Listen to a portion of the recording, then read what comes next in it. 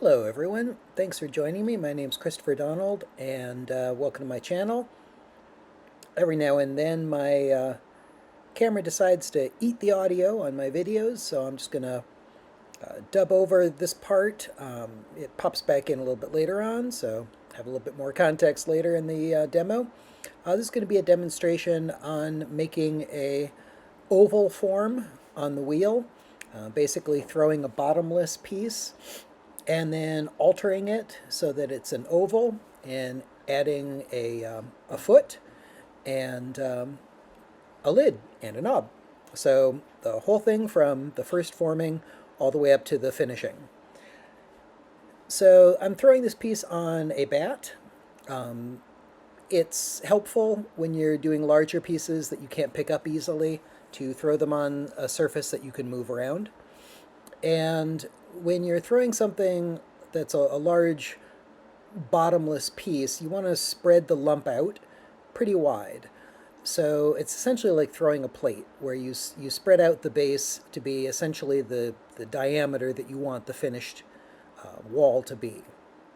And when I open up the hole, I'm going to open it up all the way down to the bat or to the wheel head, whichever you have. And I make a comment here about I sprained my wrist a week ago, or actually a little bit more than a week ago, and opening up a 2 pound lump of clay was not pleasant. Um, One of the issues of being a production wheel thrower, especially if you do it for a living, is that you have to think about it, think about what you're going to do if you do injure yourself, because if you can't throw, well, you're basically not making any money.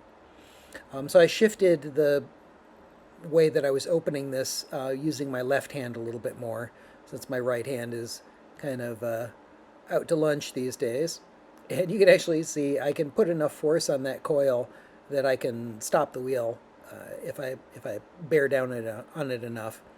Once I've opened it up, I'm centering the coil, which is basically making a tunnel out of your hands, out of your fingers, and just making sure that that coil is perfectly centered before you go to pull up a wall.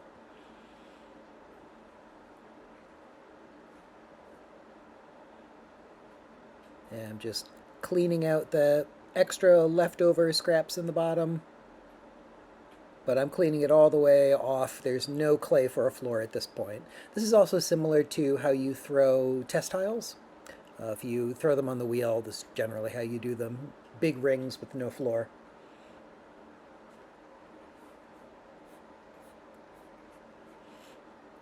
All right, get that extra slop cleaned out of there. Clean my hands off. Clean hands, wet hands are slippery. Hands covered in clay slip are sticky. So you actually want to try and keep your hands fairly clean when you're throwing, if you can. So I'll just make sure that that coil is perfectly centered before I do my first pull. And I'm going to try and make sure that that's a tapered wall. You don't want to come in too quickly at the bottom and not leave enough material for it to stay stuck to the wheel head. If you come in too hard, there's not enough there to keep it stuck down onto the bat. Since this has no floor, it's only the bottom of the wall that's holding it in place. So you'd want to be careful that you leave a wider base on it than you may even want when you're all done. Better to trim a little bit off in the tail end than to have it basically get pulled off of the wheel. And I'm being a little bit careful about the wheel speed. The larger a diameter something is, the faster it moves on the outer rim of that diameter. So because I made something so wide, I wanted to adjust the speed so that I wasn't having it go too fast. And this is going to be a lidded form, so it's going to have a flange. So I'm being careful to leave a little bit of extra clay on the lip that I'll be able to split and make that into the flange that will hold the lid later on. This is going to be like a casserole form. So my second pull, spend a moment at the bottom there, make sure that I've got a good distribution of clay before I pull that wall up. And then re-square the top after doing my second pull.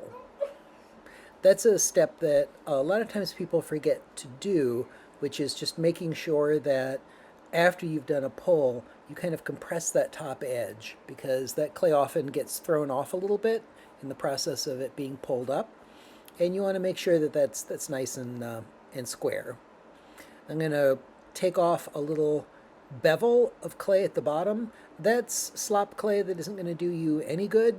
Uh, you're going to need to trim that off no matter what, so it's better to take it off now when the clay's a little bit softer and frankly easier to recycle than if you trim it off later. Make sure I clean up the inside bottom there. And then I'm going to need to make a decision about what the actual slope and the outer wall is going to look like on this. I initially left a little bit of a ridge sort of for that top lip, but then as I was thinking about it, I realized that I wanted to have a bit more of a slope and that I want the outside to be featureless and to not actually have that little bit of a lip. So at first I kind of leave the lip, and then I'm going to change my mind and get rid of that part. It's an aesthetic choice. It doesn't really make much difference. The only thing that's happening here technically that is worth mentioning is that extra thickness that I'm going to split in order to make the flange, that thickness at the top does act as a structural element for this form, as well as the thickness at the very bottom. It acts like a spine. So you don't really ever want the top edge of a pot to be that thin. If you want it to look thin, you taper it so it's like a teardrop, thin on the edge but thicker in the middle. And so you can see as I compressed that outer wall with my rib, I got rid of that little mark. And you can see the extra thickness on the inside there. So I left that nice and thick, and now I can use the tip of my wooden tool to split that lip. So you're going to see I use the point with the angle sort of angled in towards the middle of the pot. And initially it's going to have a little bit of a slope to it. Then I'm going to take my finger and kind of push that inside piece, that inside half down flat. So I just want a nice wide flange. I would say for most lid flanges, you want that to be at least 1/4 of an inch. That's like 3/8. So somewhere around 1/4 is good. You never want it so small that if your lid shrinks a little bit, there's a problem with it maybe slipping and falling down into the pot. So give yourself a little bit of extra wiggle room. I just clean that up a little bit with a sponge.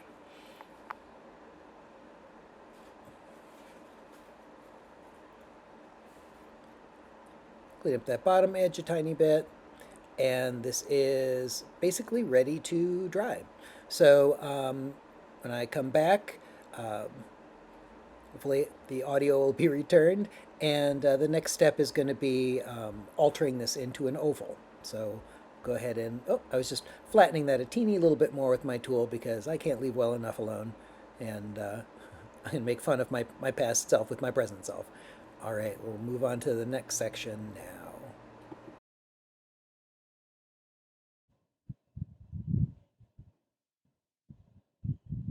All right, welcome back. And let this dry a little bit. It is a little bit softer than early leather hard. I'm going to take and wire this off now.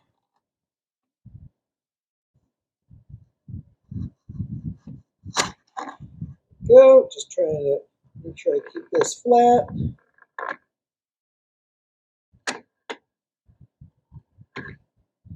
All right.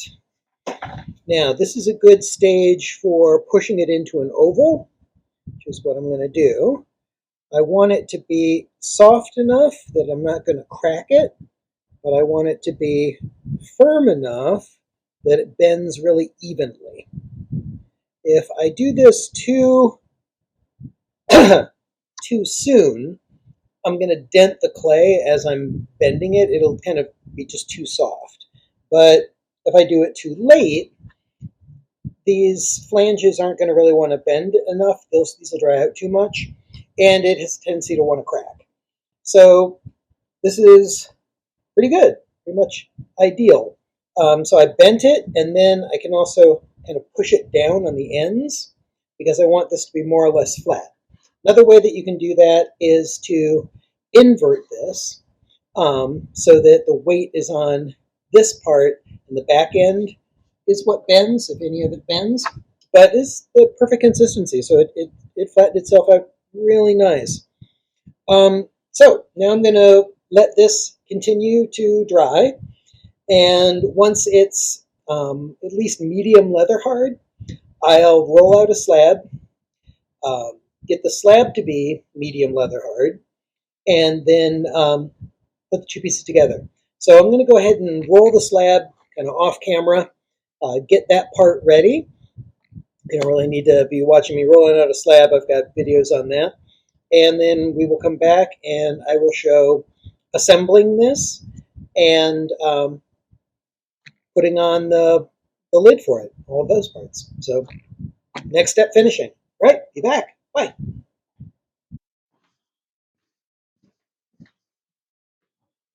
All right, we're back. A little bit changed here. I've been letting this stiffen up. So what I did is I rolled out a slab, and then I used the free draping technique to drape the slab inside of the form that I wanted to use, that I wanted to put a bottom on. And so this draped slab has been allowed to get to early leather, actually this is medium leather hard, the same as the side of the piece here. And so this can be a domed bottom on this casserole rather than a flat bottom. A little bit more interesting, maybe something you might not have seen before. So now I'm going to take and trim this down. And I like using Surforms. It's spelled S-U-R-F-O-R-M for Surface Former. And this is just a rasp that allows me to shave the clay down really evenly and very quickly. And what I'm going to do is I threw this a little bit taller than I need it to be. And when you're free draping something inside of a shape, generally it's made to kind of go right to the edge of it. And for this piece, I actually want I want to make this a little bit smaller. So because it's tapered, if I shave it down a bit, the diameter will get a little bit smaller, and it will actually fit this piece a little bit better. And I'm going to also kind of angle this. So rather than this being flat, I'm going to put a little bit of an angle on it so it fits inside the angle of this curve. So first I'm going to bring it down a little. Take it down about 1/4 of an inch. And I'm just eyeballing this, but you could measure it if you needed to.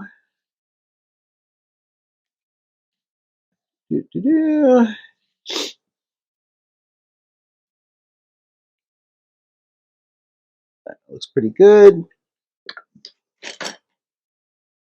And let's get this stuff out of my way. Okay, now we're going to taper this. Giving this a slight angle means that it will meet up with the angle inside of the bottom a little bit cleaner than if I try and do it flat. I've got a background in carpentry as well as ceramics. The program that I went through was a crafts school, and we were required to take things like woodworking, glass work, all of that, along with doing ceramics. So it gave us a few extra skills to kind of draw on. All right, that's pretty good. I actually think I'm going to might take that down a teeny little bit more. Well, maybe not. I've got a little bit where this kind of dug in more than I wanted it to, and I was able to paddle this part of it, but this part didn't actually do that very well. So I'm going to probably have to do a little bit of a repair there when I put this together. let's go ahead and call it. And it's probably more helpful for you to see that repair than it would be to do it right. So I'm going to put a little bit of water on the seam for the wall here. Score this. And this is really easy to get at, so I'm not going to worry too much about scoring too much of the bottom piece. Like, if I score down to where you'll be able to see it, I can clean it up really easy on the inside, because it's such a shallow form. So I'd rather err on the side of making sure that I've got plenty scored. Now, when you're putting pieces together, you want to make sure that you are getting a wet connection between the two. So score it, wet it, score it, wet it as many times as you need to, that when you put these together, you've actually got something that kind of squishes together. Now I've got this seam, or this part, this edge, I don't like all that much. So I'm going to try and put this part as close to the edge as possible, so I don't have to use as much of this bit that has a little bit of damage. And I'm going to paddle this as I line it up. This is really stiff clay. This is medium to leather hard. And so to manipulate it correctly, the paddle's going to help a lot. There, so I got a little bit more of an overlap here. And so hopefully I can get rid of that and we will be disco. I'm going to go ahead and trim this part. It's probably not helping being able to see what I'm doing. I'm going to trim this extra bit here so it's flush. And then I'll be able to see how far into that little bit that I think I might have to do some repair to I am.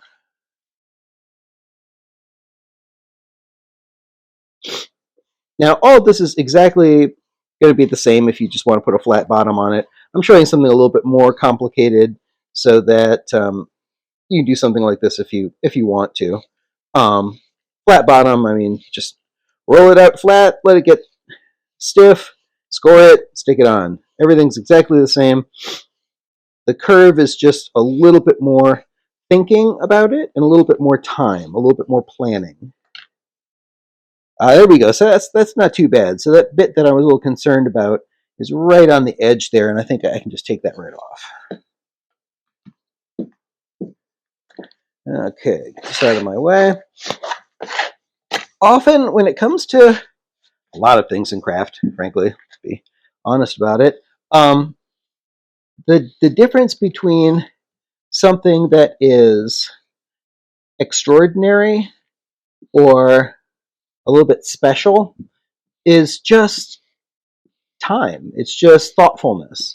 It isn't really needing to do a lot more work. And I know it's difficult to kind of be patient when you're making things. Some of it's just the excitement. You know, you're trying to get those ideas out of your head as quick as you can, and you want to see it. You want to see the thing existing. But if you can slow down a little bit, it can really help with getting some more complex ideas out there. And what I do to slow myself down usually is give myself a little bit more things to work on. That way, when I'm impatient, I can temper that by basically just being like, okay, I'm going to go work on this other thing. give this poor casserole some breathing space while I work on another 6 things. If that's what it takes, that's good. All right, so now I've got a much more interesting form here. I've got this nice curved bottom to it. It's able to clean that seam up really pretty well. That's as far as I'd clean it at this point. I'll clean it up a little bit more later, probably. Well, I don't know. See what state this is in. It's in a really good place for me putting a foot on it. Now, the decision to make is what kind of foot.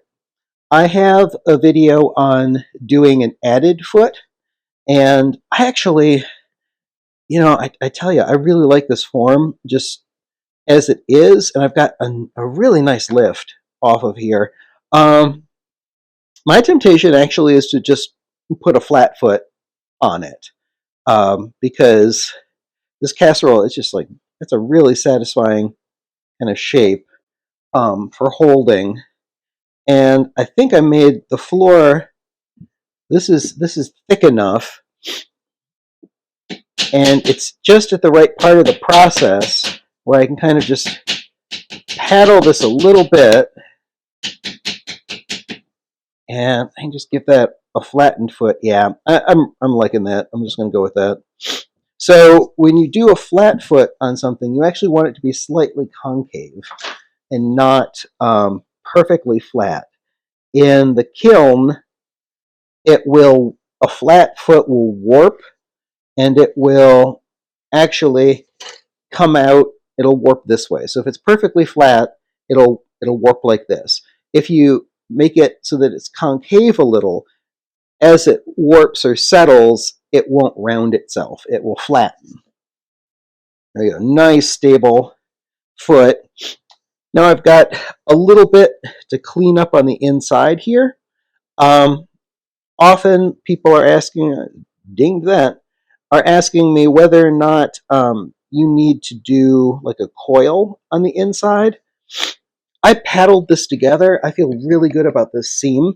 I don't think I need a coil on the inside for structure, but it's a sharp edge, and this is a casserole, so I would put a coil in this, more for cleanability and just making it so it's a little bit easier to use.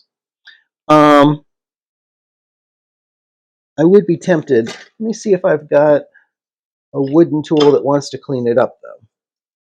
So what I'm looking for, actually this should work really nice, is something that, well, you'll be able to see this, that can fit that shape between the wall and the foot. And if I can compress it really well, then I won't mind leaving it. Actually, this is working pretty good. This is actually just half of a called a clothes hanger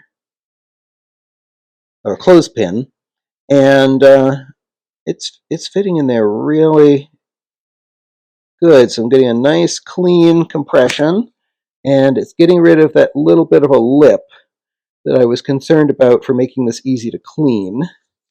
And I think I'm good, actually. It just goes to show that there is no downside to trying to see if I could clean it up. If I'd been unable to clean it, then I could have just put a coil in there. The problem with adding a coil is that it's then a lot more work. You would score the whole seam, you would add an 1/8 inch coil of clay, you would then compress that, smooth that, clean that up, all to get to the exact same point I'm already at right now. So if I can avoid that, we did talk about potters being impatient just a moment ago. There you go. That's me being like, I'd rather do this quicker and be done with it so I can make more stuff. All right. No, I'm pleased with that.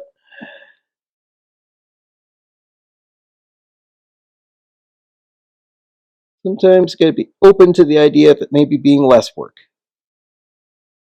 And I'm supporting on the outside here the seam as I'm cleaning it. And part of the reason I didn't finish cleaning that outside seam is if this requires some of that clay, I can feel it.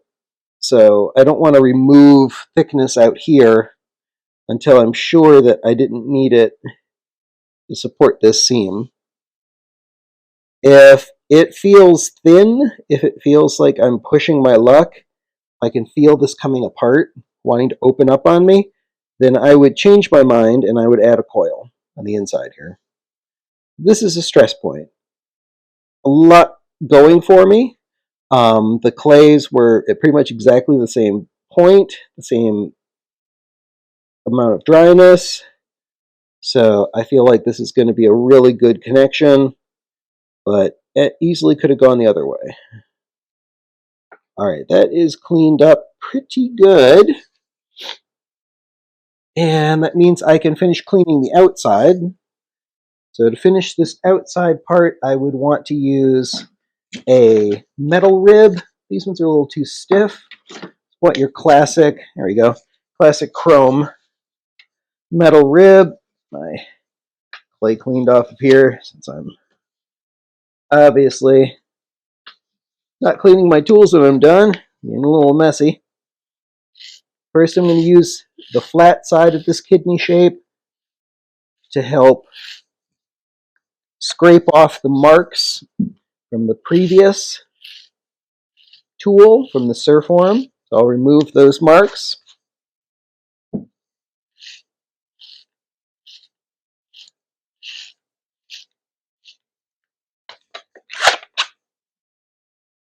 And then once I've got those removed, I can either use the metal tool to burnish it or switch to a rubber rib. A wooden rib, probably I would not use. Wooden rib is a little too stiff and not slick enough. If I'm using a metal rib, it's partly the slickness of the rib that lets you burnish it. It's the fact that it's a highly polished surface.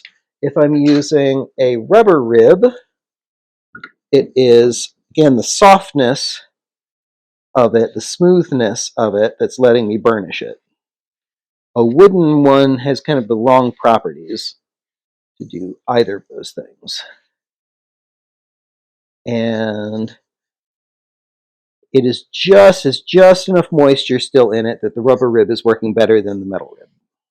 If it was a little bit drier, I would have to use the metal rib. You can also use like just a metal dowel, like the end of another tool can work really good depending on what the shape, the curve is. There we go, got that nice and cleaned up. I've been messing around with leaving surfaces unglazed recently, and I think this is going to be another candidate for that. I really like that surface right now. Okay, on the outside here, I'm just going to clean up this little bit.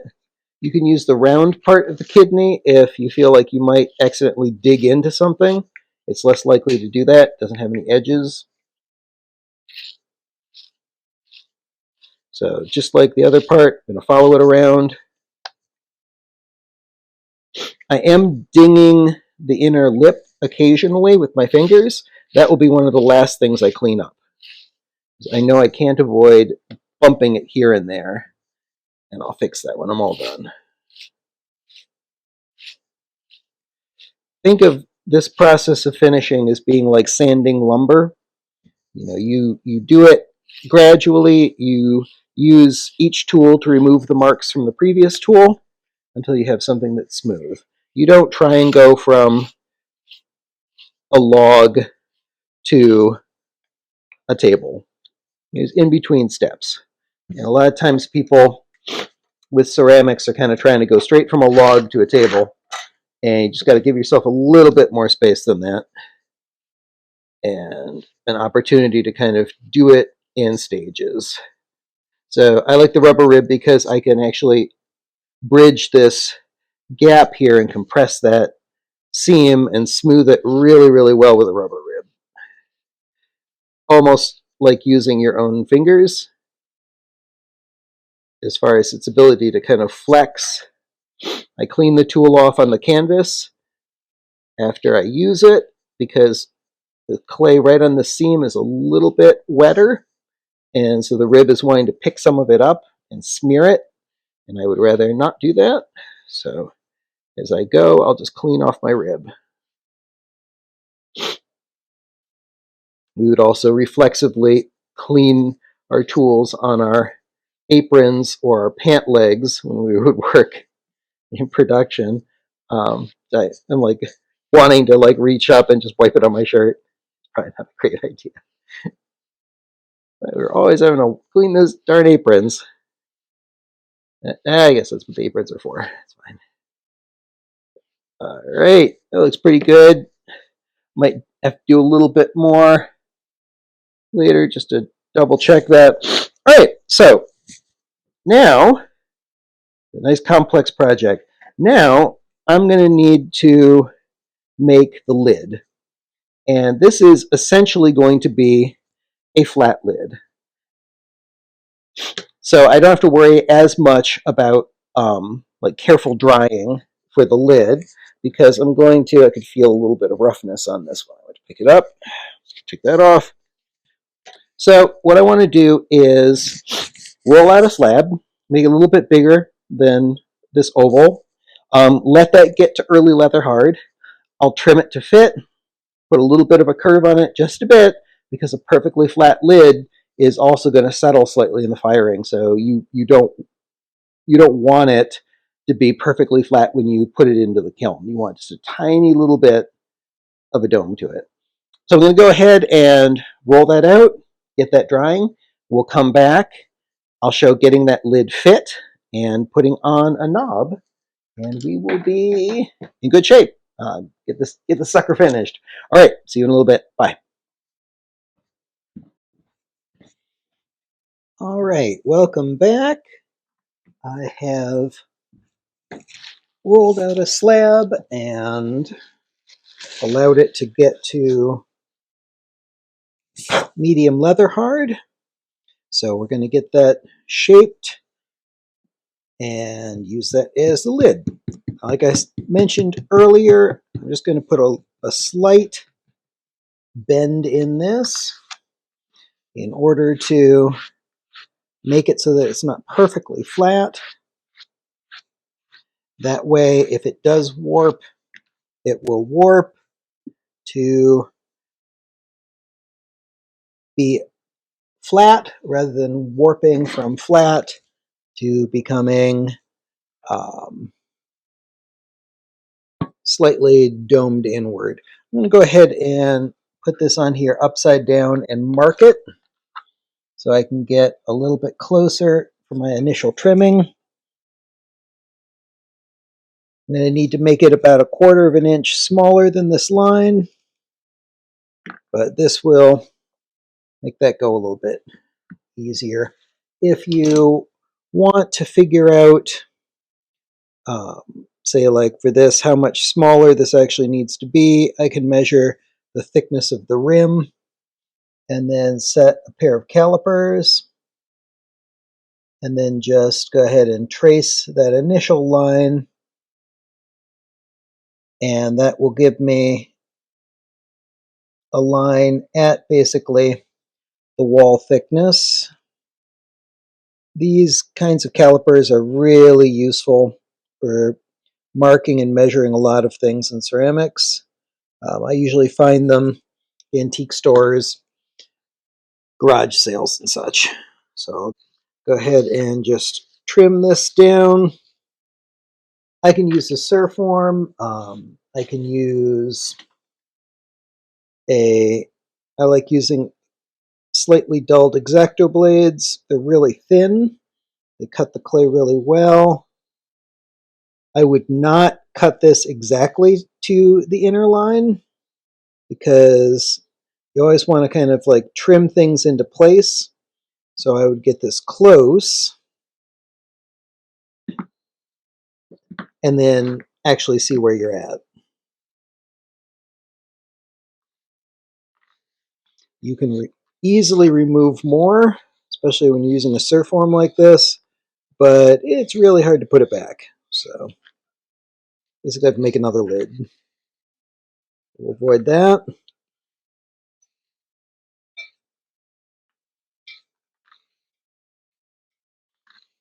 And the Surform is really nice for making this really even. You're not going to have a lot of divots or anything as you're getting it shaped.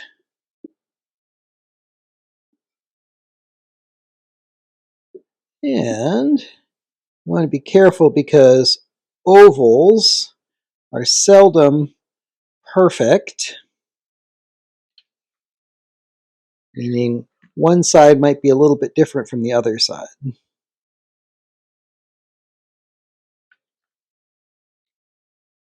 You want to know which orientation you've got this.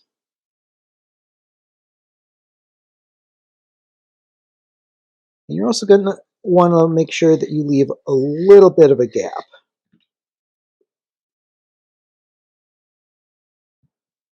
There we go, that's pretty good. Now to make your life a little bit easier, you don't have to work too hard at popping this thing in and out. It's good to just take and cut yourself a thin strip of plastic. I'm just going to do that real quick here. Well, these scissors are miserable.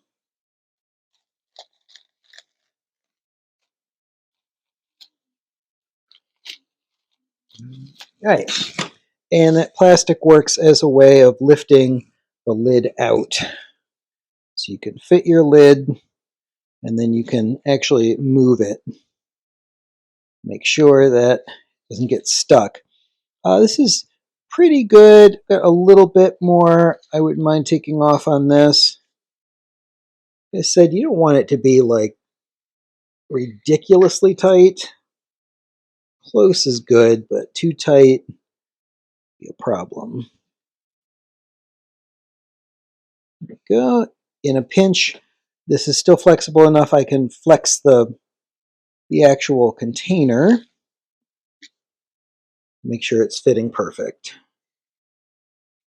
All right, that's pretty good. Now I'm going to take a little bit of the edge off of it with the Surform, both inside and out.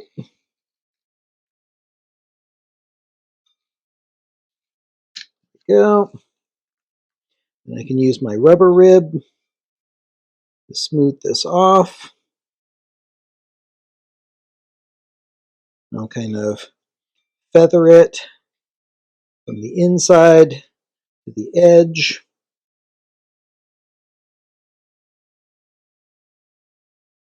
And then from the edge to the top.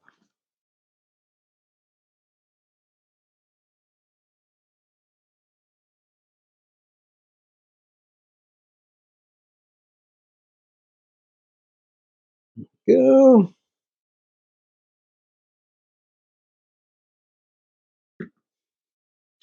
And I like to, once I've figured out what the orientation is, I think I flipped that guy around. Yep. So once I figure out what the actual orientation is, because this lid is not going to be probably 100% symmetrical, I like to mark the lid and mark the pot. Generally pretty subtle. I'll put a dot so that I can line it up. I know that's the direction that it's supposed to line up. Okay, then I can go ahead and add my knob to it.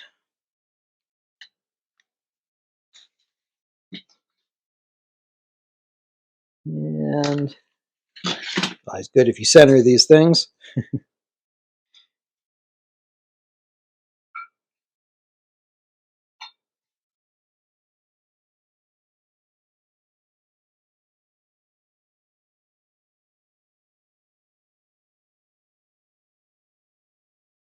Go.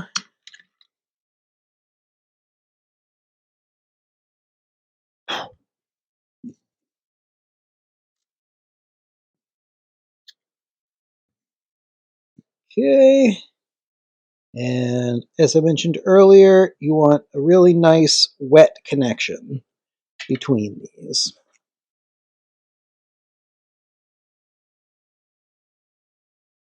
I'm going to pop this lid up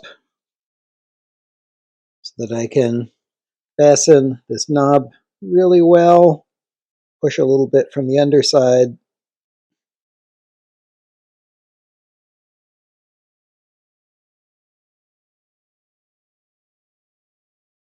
Make sure he kind of visually looks centered, even though I did make him centered. So I want to make sure it looks that way. Okay, and if I want to do any final polishing on the inside of this, now would be the time to do that. And I'd probably use, let's see, where'd my, a couple tools that are good for this. Let's go with, actually, yeah, it's no good.